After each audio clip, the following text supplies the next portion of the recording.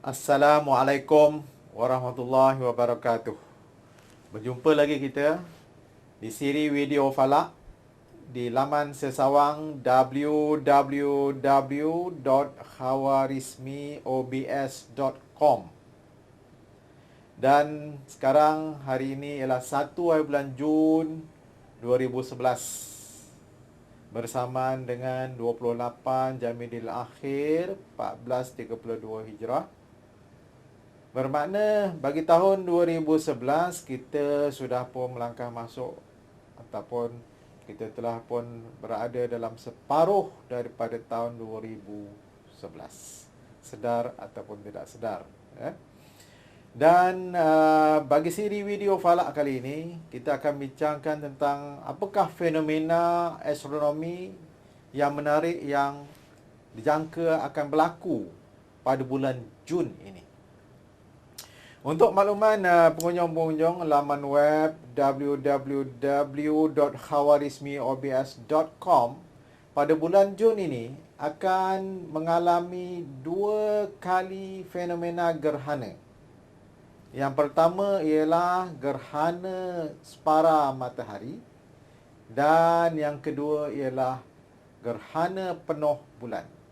Jadi kedua-duanya adalah fenomena gerhana. Yang pertama ialah fenomena gerhana separa matahari yang dijangka akan berlaku pada 1 Jun, iaitu pada hari ini. Walaupun fenomena ini tidak dapat dilihat daripada negara kita, Malaysia, tetapi dapat dilihat bagi mereka yang tinggal di latitude utara ataupun berhampiran dengan kutub utara, di mana fenomena gerhana separa matahari ini berlaku di bahagian kutub utara. Jadi mereka yang tinggal di negara yang berdekatan seperti di utara Rusia, Greenland dan juga Iceland akan dapat berpeluang menyaksikan fenomena ini. Tapi oleh kerana fenomena ini agak jauh dan terpencil di sebelah utara, mungkin kurang mendapat perhatian. Tetapi yang menariknya ialah pada 15 dan 16 Jun ini, kita di Malaysia dan juga sebahagian besar dunia akan berpeluang menyaksikan fenomena gerhana penuh bulan. Dan yang menariknya, fenomena gerhana bulan ini dapat disaksikan pada satu tempoh yang agak panjang, iaitu bermula daripada bulan terbit sehinggalah dia terbenam. Dan seperti mana kita maklum bahawa fenomena gerhana penuh bulan ini hanyalah berlaku ketika fasa purnama. Dan seperti di awal tadi saya kata, dia dapat dilihat bermula daripada terbit sehinggalah terbenam pada sebahagian besar daripada dunia ini. Jadi bahagian manakah yang dapat melihat bulan purnama ketika ia terbit dan mengalami gerhana? Iaitu negara-negara yang berada di sebelah barat, iaitu di Chile, di Argentina dan di Brazil. Mereka akan melihat bulan terbit dan ketika bulan itu terbit, bulan itu telah pun mengalami gerhana. Dan manakala bagi negara-negara di sebelah timur pula, iaitu seperti di Malaysia, di Thailand, di Vietnam, manakala negara-negara di sebelah sini dapat melihat fenomena gerhana penuh ini ketika bulan sudah pun berada di sebelah barat. Dan bagi negara seperti di Vietnam, mereka berpeluang menyaksikan gerhana ini ketika bulan hampir terbenam di ufuk barat. Dan bagi kita di Malaysia amat bertuah kerana kita dapat menyaksikan sepenuhnya proses gerhana penuh kali ini bermula daripada awal sehinggalah ke akhirnya. Jadi seterusnya saya akan terangkan bagaimanakah fenomena gerhana penuh bulan ini berlaku. Jadi saya akan tunjukkan rajah fenomena gerhana penuh bulan. Yang di sebelah kiri ini, yang berwarna kuning ialah matahari. Dan di tengah-tengah ialah bumi. Dan di sebelah kanan di sini ialah bulan. Apabila bumi berada di tengah di antara matahari dan bulan, menyebabkan terbentuknya bayang di sebelah kiri bumi. Dan ada dua jenis bayang yang terbentuk. Yang pertama dinamakan penumbra dan yang kedua ialah dinamakan umbra. Dan bayang umbra adalah bayang yang gelap berbanding dengan bayang penumbra. Dan semasa fenomena gerhana penuh, iaitu ketika fasa purnama pada 15 dan 16 Jun ini, bulan akan memasuki kawasan umbra, iaitu kawasan paling gelap. Bermakna bulan tidak mendapat cahaya daripada matahari kerana terlindung oleh bumi. Maka dengan itu bulan dikatakan mengalami gerhana. Dan kita akan menyaksikan bahawa bulan itu sedikit demi sedikit akan menjadi gelap daripada terang purnama, kemudian dia akan memasuki kawasan penumbra, kemudian dia akan masuk ke kawasan umbra yang paling gelap, dan kemudian dia akan meninggalkan kawasan umbra, masuk kawasan penumbra, dan akhirnya dia akan keluar. Dan bilakah proses itu berlaku? Jadi proses gerhana ini berlaku seperti mana diterangkan dalam gambar rajah ini. Ini ialah bulan pada kedudukan P1, iaitu pada jam 1.25 pagi 16 Jun ini.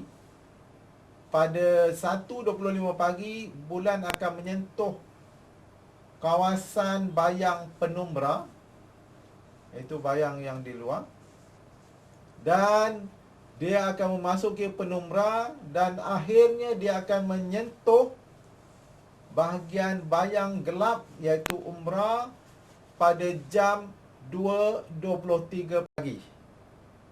Dan sedikit demi sedikit bulan ini akan memasuki kawasan gelap, dan kita akan dapat melihat bulan semakin gelap, dan akhirnya dia akan gelap sepenuhnya pada pukul 3.22 pagi. Dan dia akan berada betul-betul di tengah-tengah kawasan umbra ataupun kawasan gelap pada pukul 4.13 pagi. Dan dia akan bergerak sehinggalah dia meninggalkan kawasan umbra pada kira-kira pada pukul 4.22 pagi, dan akhirnya dia akan menjadi terang semula pada pukul 5.02 pagi. Bermakna bulan akan mengalami keadaan gelap sepenuhnya selama tempoh 100 minit. Dan kemudian dia akan keluar dan menjadi terang sedikit demi sedikit, dan sehinggalah dia menjadi terang kira-kira pada jam 6.04 pagi. Jadilah tempoh yang begitu panjang untuk kita saksikan kejadian gerhana ini. Dan bagi kita umat Islam, ini adalah merupakan bahagian daripada tanda-tanda kebesaran Allah Subhanahu Wa Taala. Jadi oleh kerana itu kita disunatkan untuk mengerjakan ibadat solat sunat gerhana. Dan bagi kami akan di Kompleks Falah Al-Khawarizmi akan mengadakan cerapan dan juga melakukan ibadat solat gerhana bulan.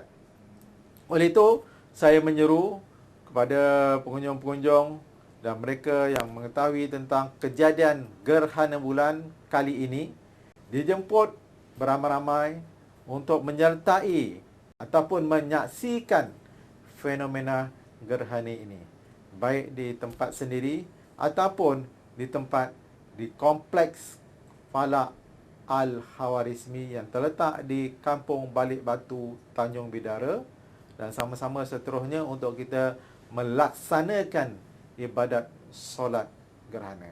Jadi Semasa fenomena gerhana penuh ini berlaku, satu keadaan yang menarik di langit boleh kita saksikan, iaitu bulan ini berlatar belakangkan dengan galaksi Bima Sakti. Jadi keadaan ini jarang dapat kita saksikan, bahawa bulan dan galaksi dapat kita saksikan serentak. Biasanya kalau bulan purnama berlatar belakang galaksi Bima Sakti, kita tidak dapat lihat kerana cahaya bulan purnama yang sangat terang. Tetapi oleh kerana kali ini bulan mengalami gerhana, bermakna kita berpeluang menyaksikan bulan bersama-sama dengan galaksi Bima Sakti. Jadi ini adalah merupakan grafik menunjukkan di manakah kedudukan bulan ketika gerhana. Ini ialah bulan ketika gerhana, agak gelap dan kemungkinan kita sukar untuk melihat. Tetapi di sebelah belakangnya atau berlatar belakangkan dengan bulan ini adalah merupakan kawasan galaksi Bima Sakti. Dan sekiranya cuaca baik pada malam itu, kita akan dapat menyaksikan bulan ini berada di tengah-tengah kawasan Bima Sakti. Dan di sebelah bawah daripada bulan, kita akan dapat saksikan satu bintang yang sangat terang, iaitu bintang Antares berwarna merah di dalam buruj Scorpio yang berbentuk seperti kalajengking, berada betul-betul di bawah bulan. Inilah fenomena yang dapat kita saksikan di langit ketika berlakunya gerhana penuh matahari. Sekian. Jadi selamat menyaksikan fenomena gerhana ini. Sekian. Assalamualaikum warahmatullahi wabarakatuh.